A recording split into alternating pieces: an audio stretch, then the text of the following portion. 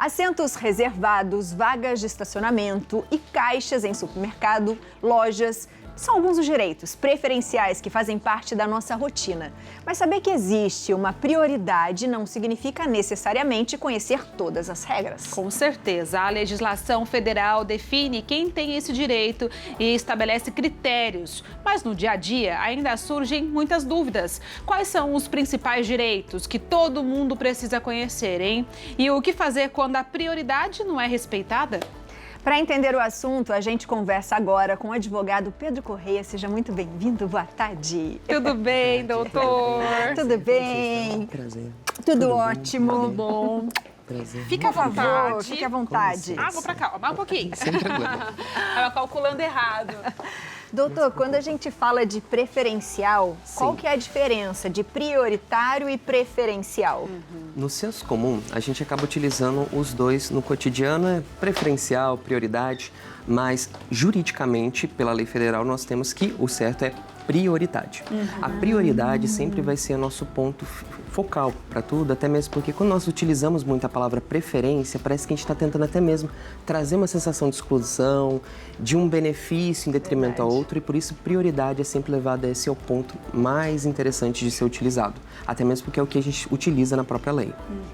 Usando essa palavra prioridade também, a pessoa pode pensar, a pessoa que não está dentro da legislação, por exemplo, para parar numa vaga, ela pode usar aquela vaga pensando que não tinha ninguém estacionado naquele momento, então eu não sou preferencial, mas eu poderia usar ou não. Nunca se pode.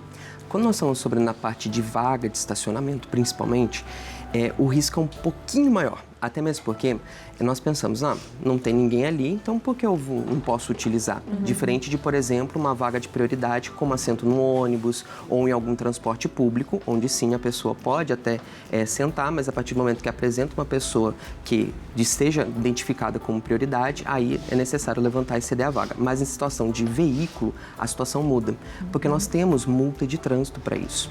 Quando nós temos uma vaga específica para aquela pessoa e aquela estrutura do espaço foi planejada para a prioridade e para uma especificação de pessoas e um nicho de pessoas que precisam daquele espaço, não é à toa. Até mesmo porque é um local mais próximo da entrada do estabelecimento, para a saída também. Então, ocupar aquela vaga, nem que seja o famoso 5 minutinhos, gera um prejuízo para quem de fato está precisando. E isso pode gerar, às vezes, uma situação de risco para a pessoa, dificultar a locomoção dela, ou se for uma gestante ou lactante, até mesmo dificultar o acesso dela para outras pessoas, que é o próprio filho ou filha. Então, aqueles 5 minutinhos para a vaga de estacionamento, não tem como. A vaga é exclusivamente para quem precisa da prioridade, sujeito ainda a uma situação de multa e até 7 pontos na carteira. Quando a gente fala de prioridade, estamos falando de quem, doutor? A prioridade hoje que nós temos na lei, temos as pessoas com deficiência, que também inclui pessoas com TEA, que é transtorno do espectro autista, que até as pessoas acham que por não ser visível ou não visível acaba não entrando, mas entra sim. Pessoas com algum tipo de comorbidade ou limitação temporária e permanente. Então, se você está com uma limitação física temporária, você também entra nessa classificação. Gestantes e lactantes também entram. Pessoas que apresentam alguma necessidade específica que precisa de uma prioridade também entra lá no finalzinho da fila, e a gente começa a falar sobre uma hierarquia que a gente vem falar com pessoas que doam sangue ou façam doação de medulas. Essa nós temos ainda até uma especificação que, dependendo do tipo de local que ela está solicitando a prioridade, tem que ter um prazo. Normalmente o prazo é de 120 dias, com a recorrência da doação e assim por diante. Então, em regra, nós temos pessoas com deficiência, gestantes e lactantes, qualquer outra pessoa que apresenta uma situação de dificuldade de locomoção, idosos e doadores de sangue ou de medula. Ou alguma outra pessoa que apresenta uma especificação não prevista na lei, mas que a jurisprudência, o direito em si, já reconheceu ao longo do tempo. No caso das vagas de estacionamento ainda, eu sei que os idosos usam aquela carteirinha, né? É uma plaquinha que você coloca ali no carro que identifica que ali parou um idoso naquela vaga específica para ele. No caso das outras pessoas que precisam parar de forma preferencial, as gestantes, que a gente tem as pessoas que são cadeirantes, também existe algum documento que você coloca no painel do carro? Sim, para todas elas nós podemos fazer a solicitação e o enquadramento.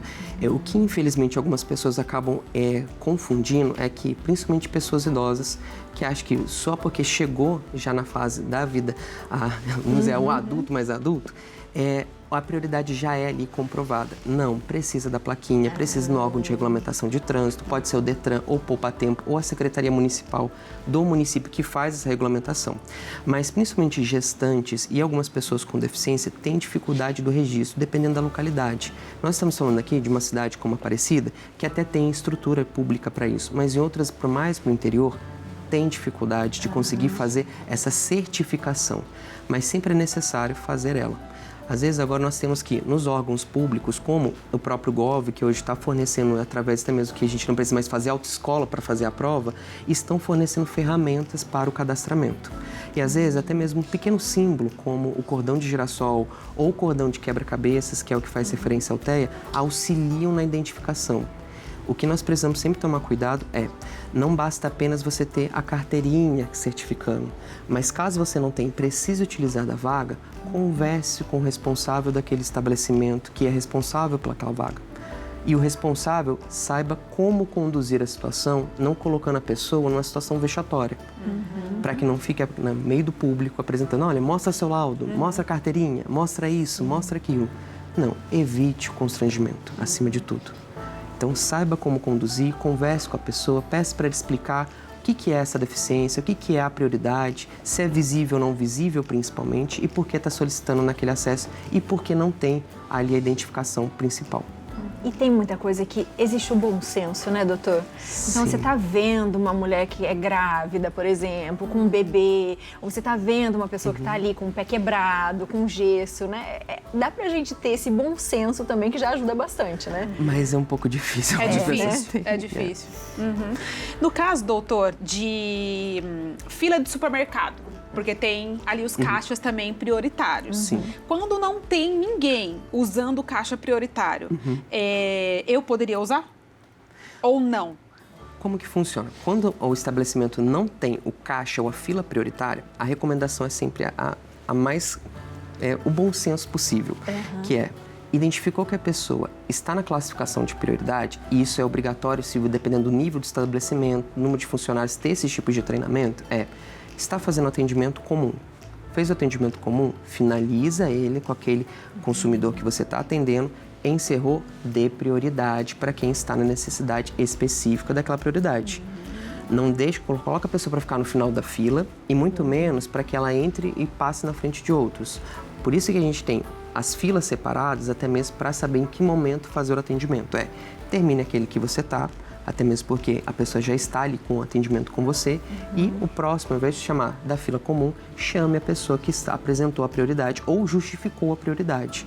Dependendo da situação, a gente não consegue ter uma visualização, algo visível que a pessoa é prioridade. Mas se ela, por exemplo, do espectro autista, se ela tem uma comorbidade ou uma deficiência oculta, ela precisa explicar o motivo para o atendente para que ele possa dar prioridade, sem exposição acima de tudo. Temos perguntinhas. Coloca pra gente, diretor. Maravilha. Minha sobrinha está com a perna engessada. Ela pode usar a fila preferencial? É da Fernanda. Sim, pode sim. Até mesmo porque na lei federal nós temos as deficiências ou limitações provisórias ou temporárias. Nem todo mundo acaba tendo uma debilidade permanente, mas a necessidade de prioridade no atendimento exige. Vamos pegar um exemplo de classificação de atendimento de saúde simples no pronto-socorro. Não é porque você está ali deficiente, causado por alguma lesão, ou que você nasceu com aquela deficiência, que, por exemplo, você sofreu um acidente de trânsito, na classificação você já é dado a prioridade, que nós temos até a forma de classificação de cores.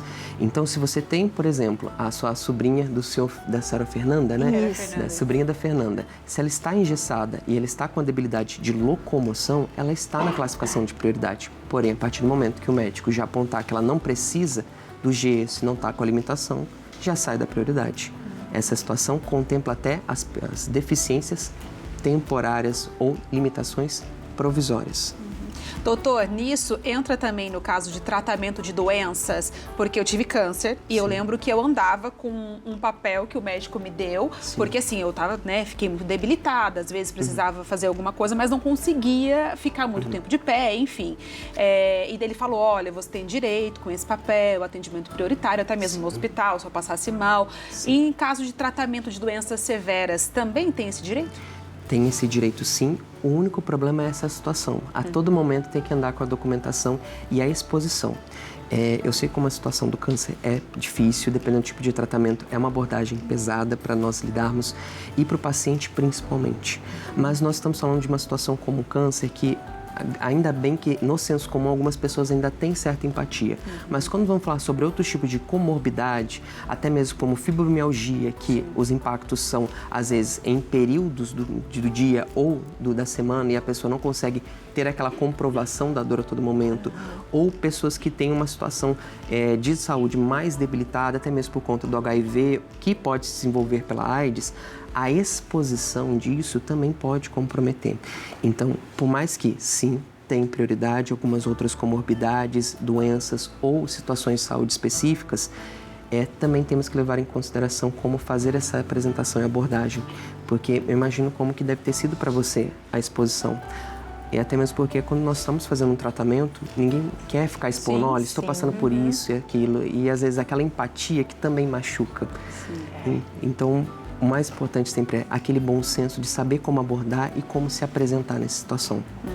Porque nós temos os direitos e existem os direitos e os deveres, né? Então, infelizmente, existem alguns momentos em que você vai ter que mostrar a sua vulnerabilidade, a sua fragilidade, mas o mais importante é que a pessoa de volta respeite, né? Entenda, ouça, porque infelizmente a gente já viu muito, né? Discussões em público e às vezes é uma mãe com uma criança que está precisando de algo ali e aí ela expõe mais ainda porque ela precisa de algum atendimento e não é ouvida, enfim, isso é muito... Abre uma ferida, né? Um local muito triste. De muito sofrimento, né? Muito sofrimento. Temos mais perguntinhas. Coloca pra gente, diretor.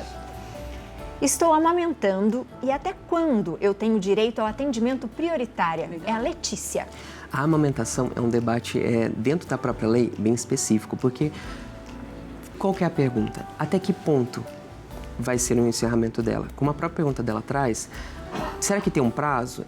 Após o começo da amamentação, é 6 meses? É 3 meses? É 4? É 5? É 8? É 1 ano? É 30 anos? Como que vai ser isso? Na verdade, é dentro do período da necessidade de quem de fato está recebendo a amamentação. A gente foca muito também na mãe, que é a detentora desse apoio por conta da situação dela, mas levamos em consideração também a criança. Aquele bebê, aquele nascituro, ele ainda está sendo amamentado, ele precisa dessa situação, é um contexto, quanto tempo ele está se amamentando. Então a gente precisa levar em consideração esses dois polos. Pensou nisso, olhou as duas situações, a gente vai olhar o quê? Quanto tempo mais ela vai continuar amamentando? Então não tem um prazo específico, é até o momento que perdurar o período da amamentação e o seu filho ou filha precisar da amamentação, seja ela em público ou em privado. Então essa prioridade vai levar isso em consideração. E até a lei pode até falar o contrário em alguns momentos, dependendo da situação. Mas o bom senso e também na jurisprudência, que é o conjunto de posicionamentos jurídicos, temos que pode se estender dependendo do tempo de necessidade de ambos, do filho e da filha e daquela mãe. Bom senso, mais uma vez, né, gente? É algo que parece tão difícil, mas a gente precisa trabalhar na gente para saber em qual momento que a gente vai precisar, o que a gente não vai precisar, que o outro precisa para a gente caminhar em sociedade, né? Sim. Seja sempre muito bem-vindo. Obrigado pelo convite. Obrigada, doutor.